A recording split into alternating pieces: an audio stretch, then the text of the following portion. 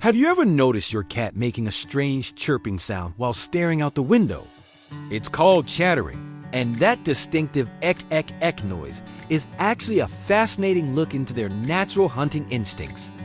When your cat spots a bird or an insect, their focus becomes laser sharp, and their jaw starts vibrating rapidly in anticipation. Scientists believe this behavior is triggered by a surge of adrenaline. It's a mix of pure, predatory excitement and a touch of frustration. That glass window acts as a barrier, preventing them from reaching their prey, which sends their hunting drive into overdrive.